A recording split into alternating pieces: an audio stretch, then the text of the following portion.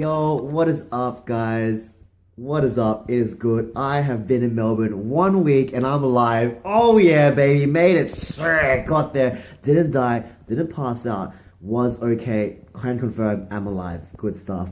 And I was just thinking about like over the week, how do I keep Sydney, you guys involved? How do I keep you guys sort of journeying with me? For those who are supporting me prayerfully, financially, how do I get you guys on board and sort of knowing what's happening with my life, right? And even for people in Melbourne, how do you guys pray for me and stuff? And I was thinking of doing a few things, right? So I still have my prayer newsletter, which I'm sending out, like I think on Wednesday or so. And I wanted to do like fortnightly sort of rotating videos. So the first week, which I'm going to do after this, I want to sort of talk a little about like how you can pray for me, what I'm doing, what's going on. Which I'm going to do straight after this section of me finishing talking. And two, I want to do vlogs of just me like walking around, messing around, being stupid, just like doing stuff in Melbourne. I want to show you the family that I live with. I want to show you the office that I'm living in like right now. I want to show you the stuff that I'm just getting around and doing and all sorts of jazz, just so you guys can sort of see a bit of my life. So the one thing in the video I'm going to come afterwards, prayer. Other one is just going to be me mucking around, being stupid, hanging with people, just showing you a bit of Melbourne as well. Doing a bit of video editing here as well, dancing a bit, all that sort of jazz, be fun. So if you guys are keen for that, see you guys there. Peace. Guys, I'm going to do my vlog. This is where I'm staying at, by the way, St. Mark's, Canberra. What's up, guys? I just want to do a vlog just to say, sort of touch base and say hi, what's been happening in the last week as well. I've been here about a week now. And I just wanted to share a little bit like what I've been doing, what's been going on, how I've been feeling, all that sort of jazz. So I just came out of a training session with the interns. We were just going through, thinking about full-time ministry and all that sort of jazz, which was really helpful by Eugene Hall. I Skyped in from Melbourne, so it was really good. And I'm just meeting someone right now. So what's the last week been like for me? What have I been doing? What have I been up to? So obviously I moved on Monday. I sort of went straight from the airport into creative rehearsals, which was pretty fun. I got to meet some of the kids. I got to meet the kids who are coming. I got to meet the leaders. They are a great team. It was super fun to work with them as well. It's really cool to move from something that's like a concept and an idea, which is like in Melbourne, like, oh, creative will happen and people will get saved. But actually at creative, when I went there were people in front of you who are saying, hey, let's read the word, hey, let's read the Bible, hey, let's grow. There are leaders there who are saying, hey, I want to serve and teach the Bible and all that sort of jazz. And it's just, it takes a concept that makes it reality, you know? And that was really awesome to see. It's always really exciting just to see different people in different places just grow in their faith and all that sort of jazz, right? The next day I sort of got home. I'm staying with a guy called Matt Uy. Him and his family have lovingly let me use their place, which I'm super glad for. I'm gonna do a photo right here. Kabang! This is Matt and Bex. Those are the parents. There's Samuel, who's 7, and Leah, who's 4. They are super cute, by the way. They love me and they think I'm cool and they give me hugs and stuff. It's really cute. And also these, kabang, are the 2 dogs. The one on the left is Nelly, the one on the right is Scout. I just want to wrestle them. They're like sort of really cute Labradors, really massive. But I think if I wrestle them, I might die because they're about 40 kgs each. So if they both wrestled me, I might just like collapse because they're heavier than me then. But it's pretty funny, man. But yeah, super thankful to them. Super thankful to how God has provided for me in them. And I can stay at their house and live with them and all that sort of jazz. They gave me my own room and heater and bed and stuff, which is awesome. Really glad for that. And then also Matt's a pastor at St. Mark's, Canberra, the church I just showed you beforehand. And they have also lovingly given me a office space to use where I can just work out of if I need to. They have great internet, all that sort of jazz. Got a printer, photocopier there, just everything you need, you know. Really enjoying that, so really glad for that as well. Oops, I can't do that. My right hand was getting tired, so I tried to change my hands, but it doesn't work very well. It doesn't matter. I'm gonna tank it out with my right hand, it's okay. So that was like the first day. I sort of moved on. I had some meetings with different people in Melbourne and the exec team who are running Rally. Once again, they are just an awesome team, you know. It is fun to work with. These guys are on top of their game, man.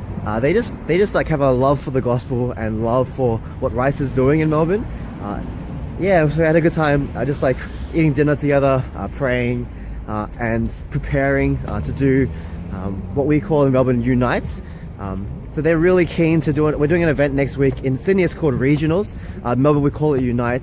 It's pretty much a place where different youth groups can sort of come together and sort of do like a massive youth group night, where they're preparing to think about and hear about how to bring their friends to rally so they can hear the gospel. It's really an event to, one, get them pumped up about the gospel so that they might actually evangelize and share in Rice, and two, that they actually might just unite together.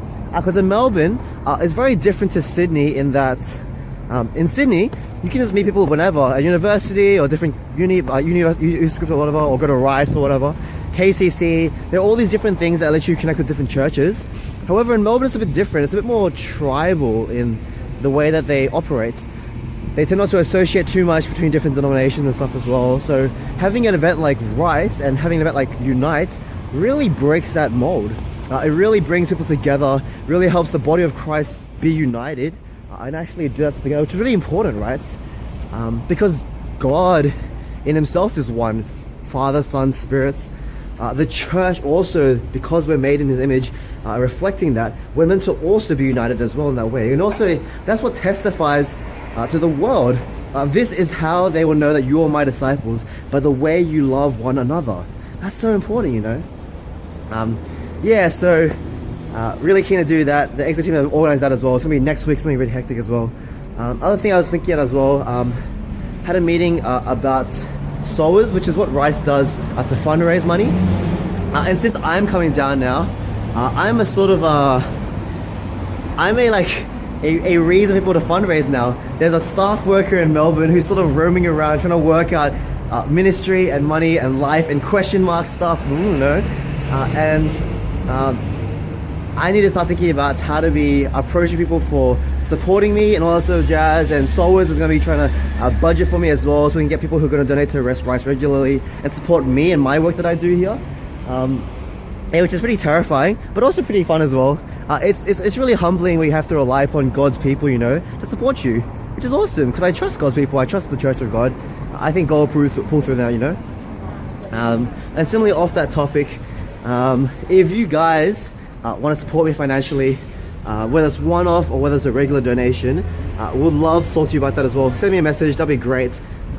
Really, I'm still trying to work out how many days I can do with Rice and how much money I need to get in also jazz. I'm still trying to work it out as well. But I've had a lot of people support me, which is really cool. But I still need some more as well. Coming through the gate would be really helpful. So message me about that if you're keen. Oh, and the last thing I've solved on my mind recently, I found it a bit hard in the last 2 weeks, just because had to say a lot of goodbyes. And it was sad. Some of them had tears involved, and large silences of where people couldn't speak. It's just a sad thing, and I'm really sad about this. I guess the way that I had to leave. I sort of left really suddenly for most people. I had thought about it for like a month or so and prayed about it and stuff, but most people around me hadn't thought about that or knew even of it because I didn't tell people about it. So therefore it was really hard for I think a lot of people when they heard that I was leaving in a week's time. It was like, oh boy guys, I want to go to Melbourne. Woo. I just think it was hard. And because of that, they weren't able to deal with their emotion, where they're at, also, as well as I wasn't very good in helping them as well. I misjudged how long it would take the process to go through as well, and how long I would have to tell people as well. It just happened really fast, and then bang, it just made more sense for me to go sooner than later when things had worked itself out. It just all happened all at once. So I was like, oh, that's unfortunate. So I've had a lot of those hard conversations. But you know, you get by, it's okay. The way you guys can pray for me, pray and thanks for the way that God has provided for me. He's really given me so much. A place to stay, a loving family, the body of Christ which is supporting me, people who started supporting me financially. It's been really cool. Even the office space I have, all that sort of jazz is really good. People have been paying for my food and stuff as well, which is really appreciated as well, because they're worried for me and all that sort of jazz, which I love. That's the first thing you can pray for. Pray and thanks for how God has provided for me. He has covered me and blessed me beyond belief. You can pray for Rice Unite in Melbourne next week, which is youth is coming together. Pray that kids who are Christian would come they would get pumped up to share the gospel, and they get pumped up to unite with God's church together. That's really exciting, really can see that happen. And sort of the last thing you can pray for, actually the one thing you pray for as well, pray for the way that, let me see where I'm going first. I'm just at a station, I'm trying to work out which I'm going. Where does this go to? Where does Box Hill? I'm just gonna keep walking. You can pray, for financial supporters. I still need more people to support me as well, so please pray for that as well. If you're one of those guys, please support me financially. And the last thing that you can pray for me for, that I didn't mention before because I forgot to, I've been reading through, I was thinking about what do I need to, when I was doing my quiet time, I was like, what do I need to start reading and to be thinking about and meditating on as I moved to Melbourne? And I think the book I chose was Titus. I was really thinking about, man, I need to make sure that, I know how easy it is when you're doing sort of like Christian ministry, how easy it is to just get absorbed in what you're doing, get your identity wrapped up in that sort of stuff. When in reality, I really want to make sure that I have as a priority, not just what I do, but actually my character and my godliness. I want to make sure I'm still growing in that stuff as well. And I think Titus is a great way to approach that. It's like I've already read 1 Timothy, 2 Timothy a lot recently, so I was like, what are the leadership books? 2 Corinthians, 1 Timothy, 2 Timothy, all that sort of jazz. Titus is really good.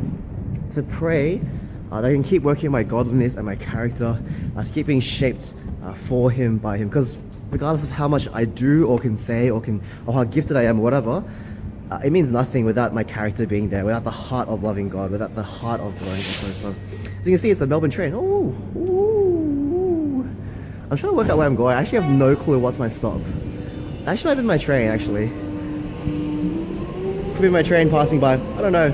Anyway, all for 8 points. Thank God for how He's provided for me.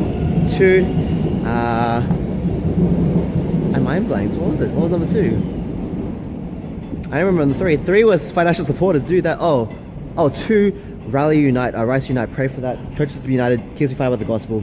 3, pray our financial supporters. And 4, pray for my character and godliness, that I would keep growing in Him, loving Him, and being disciplined to put Him first or anything else. It's so easy to be absorbed by ministry, but I want to put Jesus at the center, because without Jesus, we got nothing. It's busted.